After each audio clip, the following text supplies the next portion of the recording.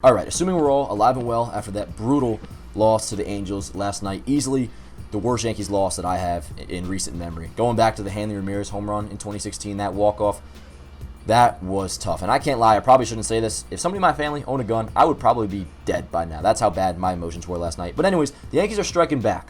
They made a trade with the Diamondbacks for an outfielder. No, it is not Ketel Marte, but it's still a piece that could provide some significant value for us.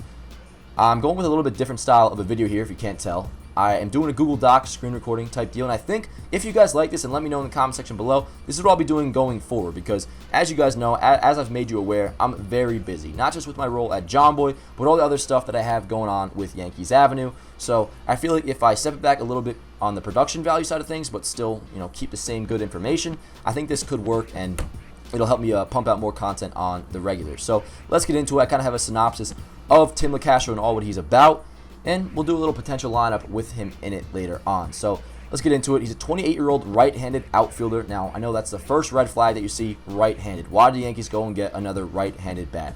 I don't blame you for feeling that way.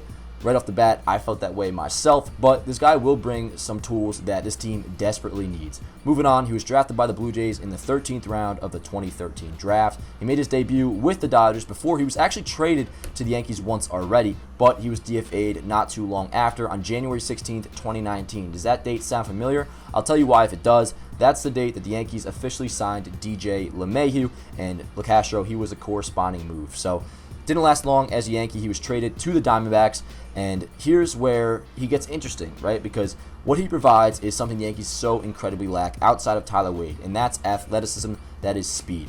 Right now, once again, outside of Tyler Wade, the Yankees are essentially ogres on the base path. They are not the most athletic team. It's really a few guys like Aaron Judge is quite athletic. Gio Urshela, I don't want to say he's athletic because he's pretty slow too. Gleyber Torres is very slow for a 24-year-old. Clint Frazier is very slow for a 25-year-old. Or 26-year-old rather. So holds MLB record for most successful stolen bases to start a career with 29. That right there is already impressive. And last year, he had the fastest sprint speed in MLB. So this guy is very, very quick, and that is something this team desperately needs. And he can have a little bit of pop with the bat from 2018 to 2020 in 142 games, so like a full regular season sample size. He had a 366 OBP, which if you're not aware, that's really damn good. 3 homers, so he's not going to give you too much power. A 101 weighted runs created plus. If you're not aware of what weighted runs created plus is, it basically just sums up overall offensive value. League average is 100, so he's right around there. 25 stolen bases. Once again, he is quick and had a really good year last year. Hit 290 with a 395 OBP, slugged 464, and had a 134 weighted runs created plus, which that's 34% better than a league average offensive player. That's really solid, and that was in 33 games last year.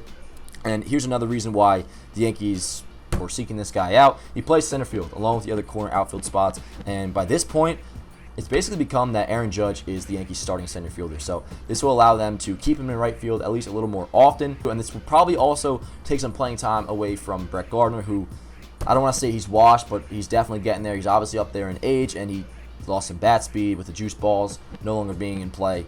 His career is definitely on the downhill. I wouldn't be surprised if this is his last year with the Yankees. But and they also, for Tim Locastro, they gave up somebody that I'm not too concerned about becoming that great. Keegan Curtis, a double-A pitcher for us. Hopefully it's not another Garrett Whitlock like we saw with the Red Sox, who the Yankees gave away for nothing in the Rule 5 draft, and he's become a stud so far for Boston. So hopefully it doesn't happen with Keegan Curtis. But yeah. And here's a potential Yankees lineup with Locastro in it. Now, it's going to look pretty similar to what the Yankees already have going out on the regular when everybody's playing. But here we go. LeMahieu leading off, Judge batting second, Gary third, Stanton fourth, Voit batting fifth, Gleyber batting sixth, Gio batting seventh. Now, let me just touch on that real quick because, on the surface, I would much rather have Gio batting ahead of Gleyber. But I do kind of understand at least what I think the Yankees' philosophy is with this, and that's that the bottom third of the order, they have gotten no production out of them. And Gleyber Torres, he's struggling very badly, besides a good game yesterday against the Angels. So I feel like by putting Urshela in the 7th spot, that kind of balances things out a little bit. Doesn't make the bottom 30 order a lost cause. So I understand if that's what they're going to be going with. Batting 8th, Miguel Andujar, and playing left field. And then, where to go? Tim Locastro would probably bat 9th, and he would play center. So that's what the Yankees lineup would look like with Tim Locastro in it.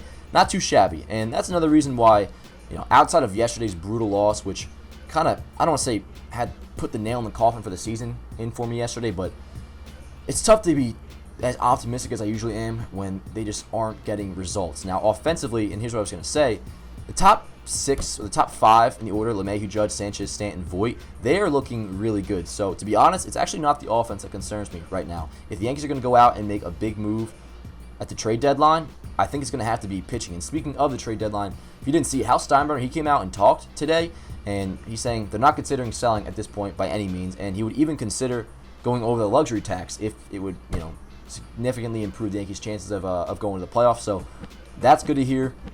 So I don't want you guys to look at this Tim Locastro deal as like the final piece the Yankees think are going to push them over the edge. No. Ideally, they're still going to go out and get some outfield help, maybe Ketel Marte from the Diamondbacks, maybe Starling Marte, but I think regardless, they really do need to acquire some starting pitching, or at least one starter. Now, I also have Tim Locastro's Fangraphs page up here if you want to take a look at how he ranks defensively. He's right around a league average defender, which don't be fooled by that. Like you're going to see on here that, let me get to it, for his advanced fielding, he has a career 0 defensive runs saved in the outfield. Or at least this year, he has 0 defensive runs saved in the outfield. That's not bad. Providing league average defense, that's actually pretty solid. For his career, slightly below average, but anybody who's watched him play in the scout reports that I've seen on him, they consider him a very reliable outfielder. And just the fact that he can play center field, and we've seen, at least from the stats that I showed you, he can sometimes provide a little bit of pop offensively. So if he can get going with the bat, I wouldn't be surprised if he becomes our starting center fielder, at least for the next few weeks until we get somebody else. And as for his speed, I have his Baseball Savant page right up here. Once again, offensively, nothing too crazy to look out, nothing too crazy at all. But look at that sprint speed. He ranks in the 100th percentile in sprint speed. This dude is fast. And just to give you some comparison, we'll pull up Tyler Wade's sprint speed on here. So let me get to him. Tyler Wade, where you at? There we go, Tyler Wade. So to put it into perspective, Tyler Wade this year ranks in the 96th percentile, which is very good, but Tim Locastro is even better. So that's the deal on Tim Locastro. Let me know what you guys think about this trade. I'm actually all for it, as long as they don't consider this to be the piece that puts them over the edge, and I don't think they're going to think that way. That'd be ridiculous and blasphemous if they do. We're also going to discuss this later tonight on my new show, The Pat and Dan Show, which goes live every Monday and Thursday night. And speaking of the Pat and Dan Show, if you want to see a clip of me kind of going crazy, having somewhat of a meltdown about the possibility of Aaron Judge being traded, which isn't possible, my whole point the entire time, I'll put it right here in the top right corner. Check that out. We're going live tonight, so we'll discuss this and also the brutal loss last night and what the Yankees should do going forward. So that's going to do it on this video. Let me know not only what you think about this trade, but also how you feel on this style of video. Ideally, this is what I'll be doing going forward so I can maximize the amount of content I put out to you guys. All right, so that's going to do it for this video. I'll see you guys next time. Let's go, Yankees.